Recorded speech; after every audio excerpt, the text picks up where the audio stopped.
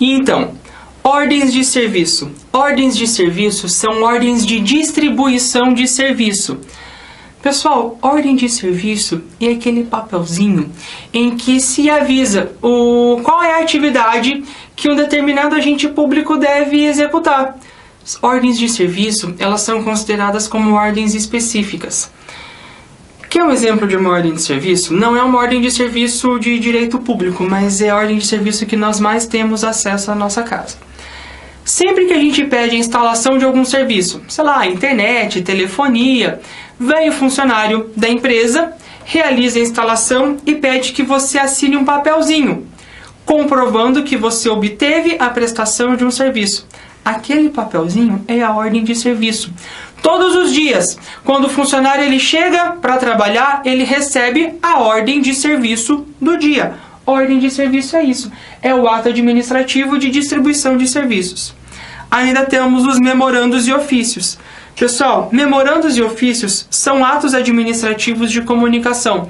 Qual que é a distinção do memorando e do ofício? O memorando, ele é um ato de comunicação interna, enquanto o ofício é um ato de comunicação externo. Por que se chama memorando e ofício? Pessoal, sempre que você entra na repartição, você já deve ter reparado que existe uma plaquinha de bronze, uma plaquinha de aço escovado, descrevendo justamente o quê? A memória da repartição. Quando o prédio foi construído, quem foram os seus primeiros integrantes, aquela plaquinha é a memória. O memorando, o ato de comunicação interna, ele é fixado na memória do prédio. É um ato de comunicação interna que fica na memória. Já o ofício não. Quando se encaminha o ofício, você pode encaminhar... Hoje é tudo moderno, né? Você encaminha de forma eletrônica. Mas há 50 milhões de anos atrás, quando se encaminhava um ato de comunicação, se mandava por oficial. Existiam os oficiais de comunicação. Logo, o ofício era um ato de comunicação para fora, um ato de comunicação externo. O memorando ficava na memória. O ofício ia por oficial. Essa é a distinção objetiva entre memorandos e ofícios. Mas, pessoal, memorando e ofício, atos de comunicação, certo? Atos negociais. Pessoal, não confunda ato negocial com negócio. Atos negociais são atos de consentimento ao particular sobre algo que é pleiteado. A forma de todos os atos negociais é o alvará. É o famoso alvará. Pessoal, até dentro de alguns municípios você tem o setor de alvarás, você tem o departamento de alvarás. Por quê? Porque alvará é a forma de todos os atos negociais. Só que os atos negociais não são todos uma coisa só. Existe distinção. Pessoal, primeira forma de ato negocial, autorização. Autorização é um ato administrativo discricionário, oportunidade e conveniência, e ele é precário. Se eventualmente a administração pública decidir revogar o ato precário, não gera direito à indenização particular. Ele é concedido de forma precária. Se é concedido de forma precária, da mesma forma, critério de oportunidade e conveniência pode ser revogado, não gerando direito à indenização particular. As autorizações elas podem ser de uso de bem público, para a utilização de um bem público de forma extraordinária e privativa, e podem ser autorizações de polícia, autorizações do poder de polícia, que são autorizações para o exercício de uma atividade material fiscalizada pelo Estado. Pessoal, autorização bem simples, discricionário e precário, para uso de bem público ou para concessão de uma autorização para o exercício de uma atividade material fiscalizada pelo Estado. Como que isso já foi cobrado para vocês? De vocês aí que sempre estão estudando, quem já passou pelo exame da ordem, isso foi cobrado em 2016. A questão é assim, a Associação de Moradores, questão nova, foi cobrada em 2016. A Associação de Moradores do Município F solicitou ao Poder Público Municipal autorização para o fechamento da rua de trás. por uma noite para a realização de uma festa junina aberta ao público. O município, entretanto, negou o pedido ao fundamento de que aquela rua seria utilizada para sediar o encontro anual dos produtores de abóbora, a ser realizado no mesmo dia. Considerando que tal fundamentação não está correta, pois antes da negativa do pedido da Associação de Moradores, o encontro havia sido transferido para o mês seguinte, pede-se então que vocês assinalem a alternativa correta. A. Mesmo diante do erro da fundamentação, o ato é válido, pois a autorização pleiteada é ato discricionário da administração. Como nós vimos já em aulas passadas, teoria dos motivos determinantes. O ato, ele não é válido, mas por quê? Vamos por partes. Houve um erro na fundamentação. Se houve erro na fundamentação, o ato já não é válido. Acabou aqui, certo? A autorização é ato discricionário, sim, mas aqui já está o erro da alternativa. Seguindo. B. Independentemente do erro na fundamentação, o ato é inválido, pois a autorização pleiteada é ato vinculado. Errou, é ato discricionário. Vamos para a próxima. C. A resposta certa exigia o conhecimento da teoria dos motivos determinantes, que nós já discutimos em outra aula. Vamos passar adiante. Alternativa D.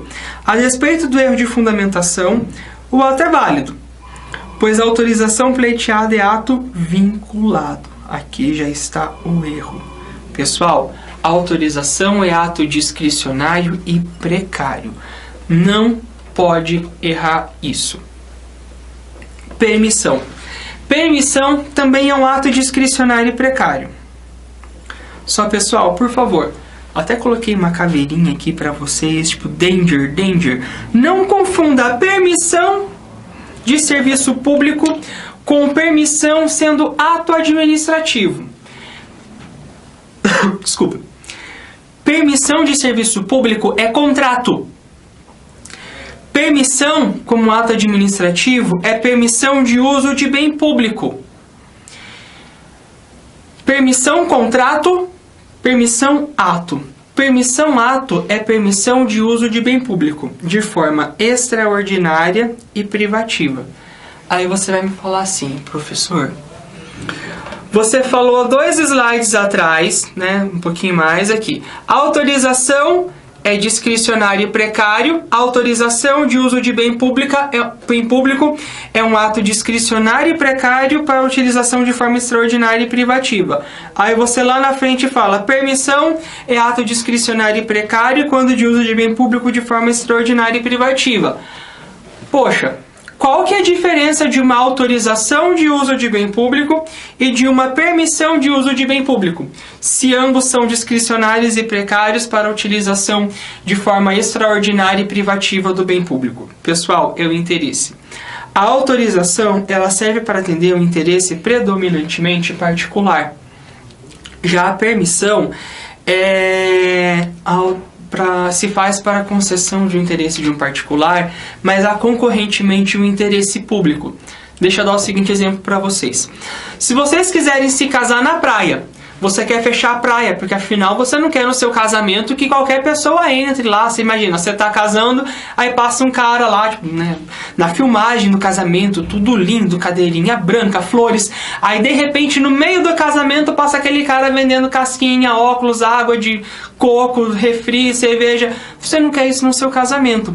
Se você vai casar na praia, você pede uma autorização para fechar a praia e só você vai utilizar essa praia, pelo menos naquele determinado período de tempo. Você pede uma autorização, porque o interesse é particular. Você quer casar na praia, não é interesse público que você case na praia.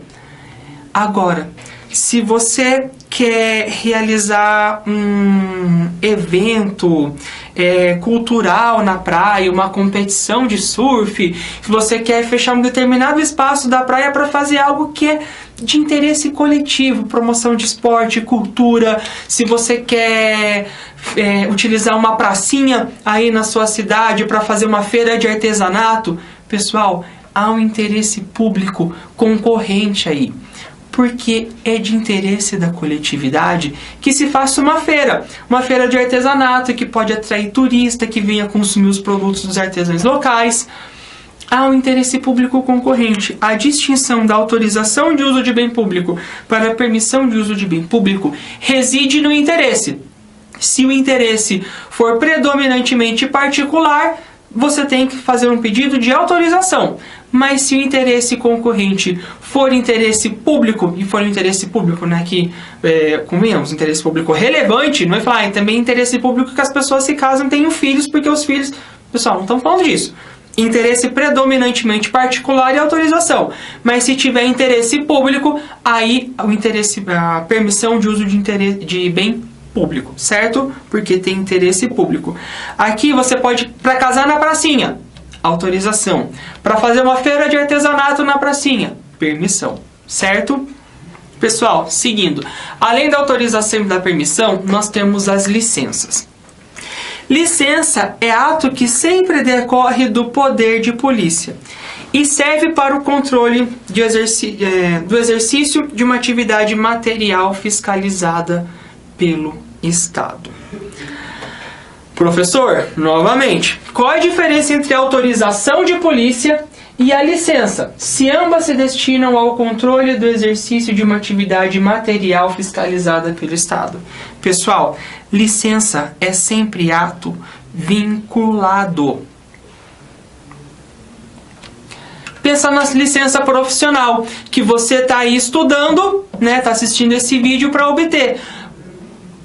Passar no exame da ordem é obter uma licença para exercer uma atividade material fiscalizada pelo Estado, né? Licença para advogar. A concessão dessa licença da OAB é um ato discricionário? A comissão do exame da ordem, ela vai olhar assim, olha, por critérios de oportunidade e conveniência, acho que não vamos autorizar a inscrição do fulano de tal, porque muito embora ele preencha todos os requisitos de lei, não é oportuno e nem conveniente ter mais um advogado aqui? Claro que não. Licenças são atos vinculados, não há margem de discricionariedade. Quando se preenchem todos os requisitos legais para a concessão de uma licença, a licença tem que ser dada, porque ele é um ato vinculado. Agora, quando estamos falando de autorização, lembra, autorização é ato precário e discricionário. A licença sempre vai ser um ato vinculado, certo? Como que isso já foi cobrado para vocês? 2012, não faz tanto tempo assim não. A autorização de uso de bem público por particular caracteriza-se como um ato administrativo que a autorização de uso de bem público é ato unilateral, discricionário e precário para atender interesse predominantemente particular. Porque estamos falando do que? Autorização de uso de bem público por particular. Quais são as alternativas erradas? A. Discricionário e bilateral, ensejando indenização ao particular no caso de revogação pela administração. Gente, errado. C. Bilateral e vinculado. Não, nem vamos seguir aqui, gente. Vamos otimizar a nossa aula. Todo mundo, né? Você aí tem muitas outras aulas para estudar. Não vamos nem ficar perdendo tempo com essas alternativas aqui absurdas. Discricionário e unilateral. Empregado para atender interesse predominantemente público. Não, quando o interesse é predominantemente público, nós não nos valemos da autorização. Nós vamos nos valer da permissão. Tá aqui no nosso slide coloridinho para vocês. Certo? Pessoal, vamos lá então, seguindo em frente. Atos enunciativos. São atos em que a administração pública reconhece a existência de uma situação de fato ou omite uma opinião. Pessoal, se vocês acharam que nos atos negociais é fácil de confundir autorização, permissão e licença, foca nos atos enunciativos. Pessoal, meu professor, eu acabei de ver aqui no livro que está errado. Repito novamente. São descrições doutrinárias e a doutrina não fecha consenso sobre o conteúdo de todos esses atos. Mas vamos para as posições majoritárias. Parecer. Parecer é um ato opinativo de órgãos consultivos de natureza técnica ou jurídica. É claro, a autoridade administrativa não precisa saber de tudo. ela pode se valer de órgãos auxiliares que lhe vão prestar um parecer. Seja um parecer técnico, quando se exigir um conhecimento técnico, ou um parecer jurídico. Esses pareceres, eles podem ser obrigatórios. A lei, ela pode dizer que é obrigatória a realização de um parecer, ou a lei pode não falar nada e o parecer se torna facultativo, mas se a autoridade quiser, ela tem lá um corpo jurídico, um corpo técnico especializado que pode lhe conceder, pode lhe realizar o parecer. A lei estabelece pareceres obrigatórios sempre que se estiver diante de uma situação. A lei, ela não diz isso, né? Ela define obrigatoriedade caso a caso, mas vamos raciocinar aqui um pouquinho, né, comigo.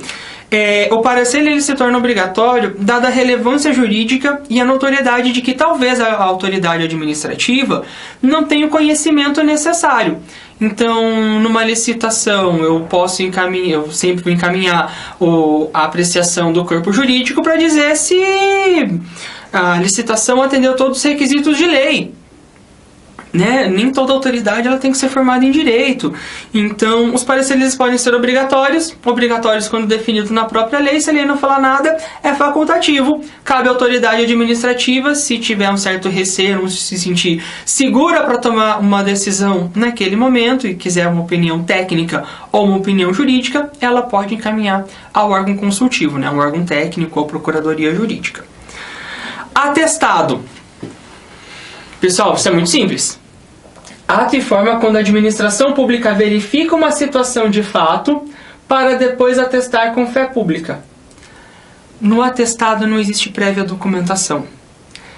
Se você vai ao médico, você está doente, você está morrendo de gripe, vai ao médico, aí o médico ele te dá um quê? Um atestado. Ele está verificando uma situação de fato para depois atestar com fé pública. Ele lhe dá um atestado dizendo que você esteve lá. Ele dá um atestado dizendo que você está doente. Não existe prévia documentação. O atestado, ele é uma certificação de uma situação de fato. É diferente da apostila, né? A apostilação, a averbação. A apostilação e a averbação, ato administrativo por meio do qual se faz o acréscimo de informações em algum registro pré-existente. Eu faço a averbação de informações em uma matrícula imobiliária, porque é um registro pré-existente. Simples. E certidão, pessoal? Larga tudo, olha para a telinha do computador, do celular e veja o quão óbvio é isso aqui. A certidão é coloquei aqui, ato e forma de certificação de um registro público. Pessoal, a certidão é um ato de espelhamento. Quando você vai ao cartório de registro de imóveis e pede uma certidão atualizada da matrícula, você não está levando a matrícula com você. A matrícula, ela fica arquivada no cartório de registro de imóveis. O que você obtém é uma certidão. Você obtém um espelhamento, você obtém uma cópia daquilo que foi o quê? Atestado e apostilado na sequência. A certidão é um mero espelho do ato. É um ato de espelhamento. Eu sei que na prática nós utilizamos a certidão, às vezes, como substitutivo de atestado. No meio do processo vem uma certidão no lugar de uma averbação. No processo administrativo, a autoridade ela certifica que entrou em contato com fulano. Ela certifica que intimou. Pessoal, isso não é uma certidão, isso é um apostilamento.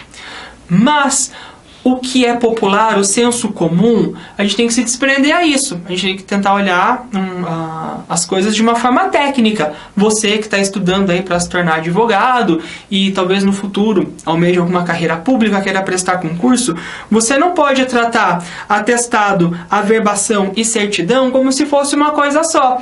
Tem uma distinção. Certidão é ato de espelhamento. É ato e forma do qual se tira um espelho, se faz uma cópia de todas as anotações, de todas as informações que já uma vez foram atestadas, e as averbações, né, as anotações complementares neste registro público.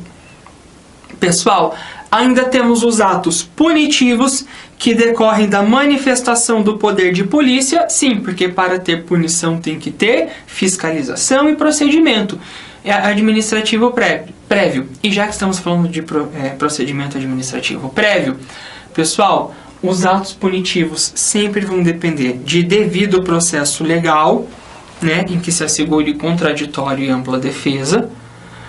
O contraditório ele não precisa ser prévio, ele pode ser diferido, mas tem que ter contraditório e ampla defesa.